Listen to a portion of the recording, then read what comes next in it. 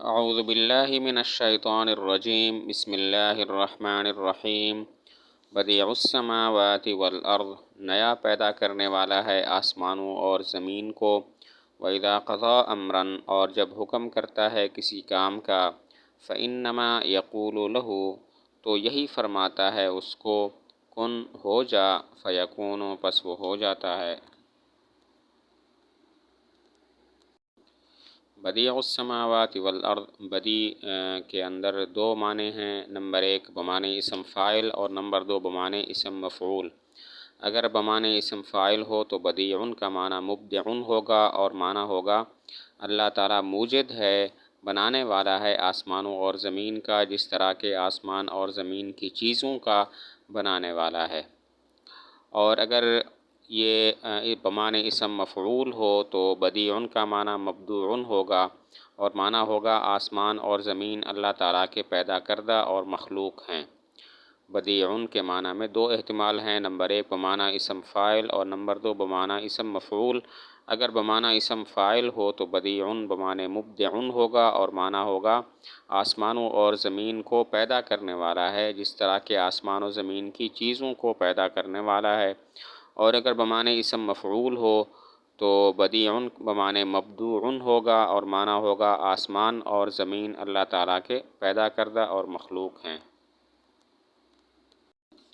وَإِذَا قَضَىٰ أَمْرًا، قضا فعل ہے، یہ قضاء سے ہے، اور قضا کا مطلب ہوتا ہے کسی شے سے فارغ ہو جانا اور اس کو پورا کر لینا، خواہ وہ شے قولی ہو یا فعلی ہو۔ قولی ہو جیسے وَقَضَىٰ رَبُّكَ أَلَّا تَعْبُدُوا إِلَّا إِيَّاهُ، اللہ تعالیٰ نے حکم دے دیا، فرما دیا کہ تم صرف اللہ تعالیٰ کی عبادت کرو۔ وہ شے فعلی ہو جیسے فَقَضَاهُنَّ سَبْعَ سَمَاوَاتٍ، پورا بنا دیا ان کو 7 آسمان۔ یہاں پر قضا کا اطلاق فعل پر ہے، لیکن کبھی اس کا اطلاق ارادہ الہی پر بھی ہوتا ہے، جو کسی شے کے وجود کے ساتھ متعلق ہو۔ یہاں پر قضا سے مراد ارادہ الہی ہے، یعنی اللہ تعالیٰ جب کسی کام کے کرنے کا ارادہ فرما دیتے ہیں تو اس کو کہتے ہیں کن فیکون، پس وہ ہو جاتا ہے۔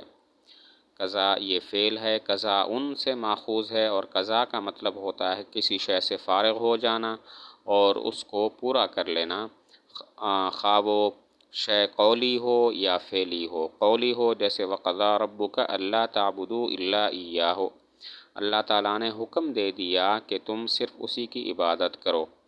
اور وہ شے فعلی ہو جیسے فَقَضَاهُنَّ سَبْعَ سَمَاوَاتٍ، اللہ تعالیٰ نے پورا بنا دیا ان کو 7 آسمان۔ یہاں پر قضا کا اطلاق فعل پر ہے، لیکن کبھی قضا کا اطلاق ارادہ الہی پر بھی ہوتا ہے، اللہ تعالیٰ کے ارادے پر بھی ہوتا ہے، جو کسی شے کے وجود کے ساتھ متعلق ہو۔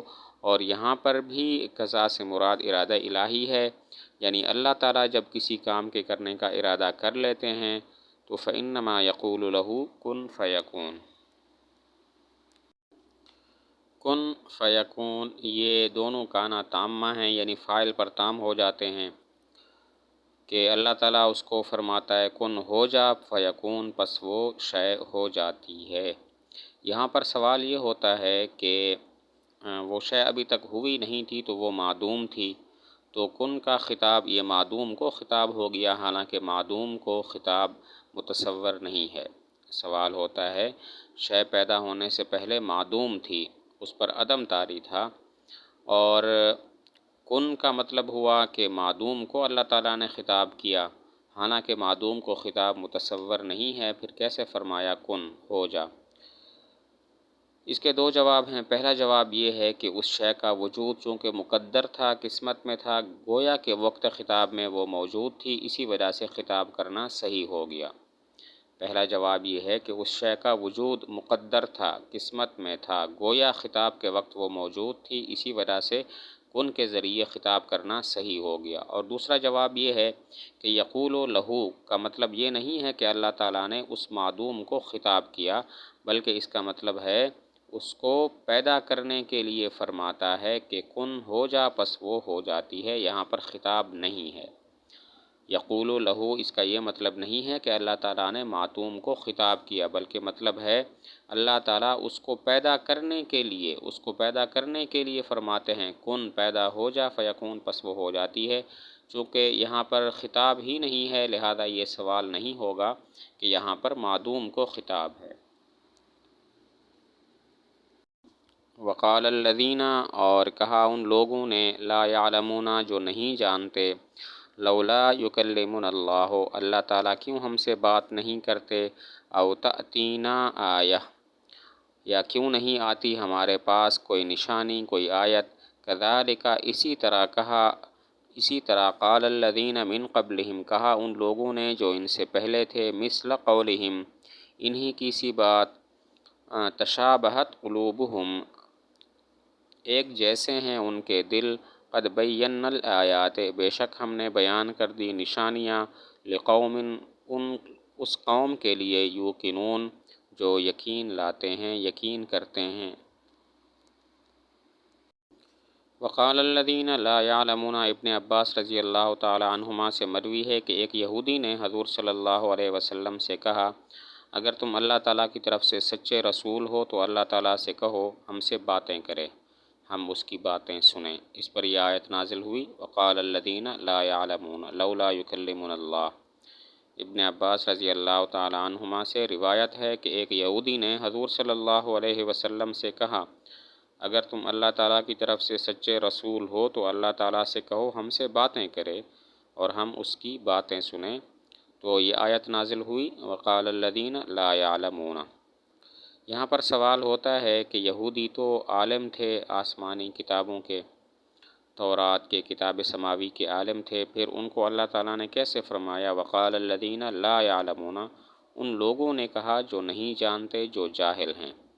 جواب یہ ہے کہ اگرچہ عالم تھے لیکن اپنے علم پر عمل نہ کیا، جو علم پر عمل نہ کرے وہ گویا جاہل ہوتا ہے، اسی وجہ سے اللہ نے فرمایا الذین لا یعلمون۔ جواب یہ ہے کہ اگرچہ وہ عالم تھے لیکن اپنے علم پر عمل نہیں کرتے تھے، جو علم پر عمل نہ کرے وہ جاہل ہے، اسی وجہ سے اللہ نے فرمایا وقال الذین لا یعلمون، ان لوگوں نے کہا جو جاہل ہیں۔ لولا یکلمنا اللہ، لولا بمانے اللہ کے ہے، یعنی اللہ کیوں ہم سے باتیں نہیں کرتا جس طرح فرشتوں سے کرتا ہے، یا جس طرح موسیٰ علیہ السلام سے اللہ تعالیٰ نے بات کی تو رسول کی حاجت ہی نہ ہوتی، یا پھر اللہ تعالیٰ خود فرما دے کہ یہ میرا رسول ہے۔ لولا بمانے اللہ کے ہے، یعنی اللہ تعالیٰ ہم سے کیوں باتیں نہیں کرتے جس طرح فرشتوں سے کرتے ہیں، یا جس طرح موسیٰ علیہ السلام سے بات کی، یا اللہ تعالیٰ کم از کم ہمیں یہ کہہ دے کہ یہ میرا رسول ہے۔ او تأتینا آیہ، یا کیوں ہمارے پاس کوئی نشانی نہیں آتی، کوئی دلیل تمہاری سچائی کی نہیں آتی۔ او تأتینا آیہ، یا کیوں نہیں آتی ہمارے پاس کوئی نشانی، یعنی تمہاری سچائی کی کوئی دلیل کیوں نہیں آتی۔ اب انہوں نے دو باتیں کی، لولا یکلمنا اللہ اور تأتینا آیہ۔ پہلی جو درخواست ہے کہ اللہ تعالیٰ ہم سے باتیں کیوں نہیں کرتے، باتیں کریں، اس کا منشا تکبر ہے، اور دوسری جو بات ہے کہ ہمارے پاس کوئی نشانی کیوں نہیں آتی، اس کا منشا عناد اور انکار ہے ان دلائل و آیات کا جو اللہ تعالیٰ نے نازل فرمائیں۔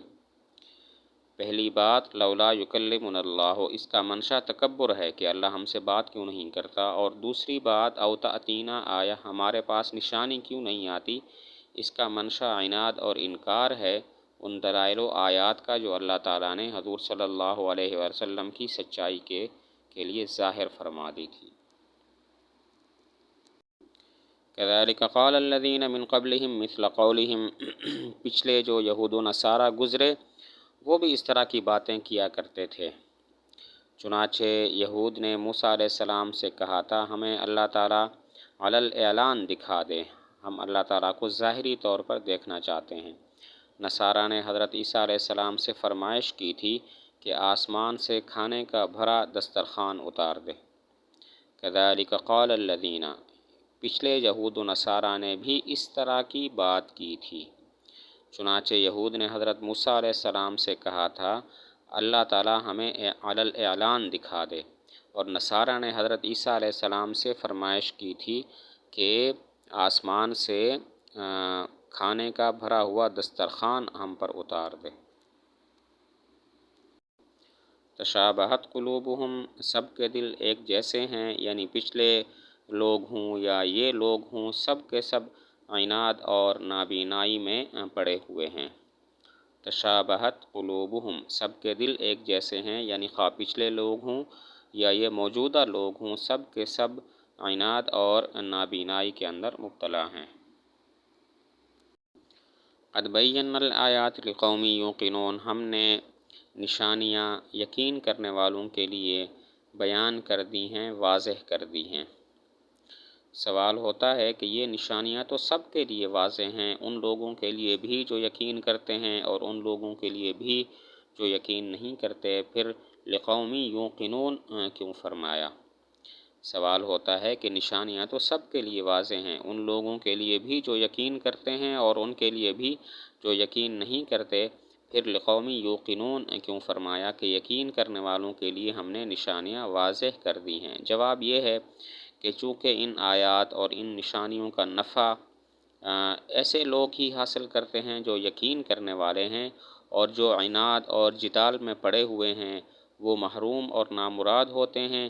اسی وجہ سے فرمایا لقوم یوقنون کہ گویا ہم نے نشانیاں یقین کرنے والوں کے لیے بیان کر دی ہیں، واضح کر دی ہیں۔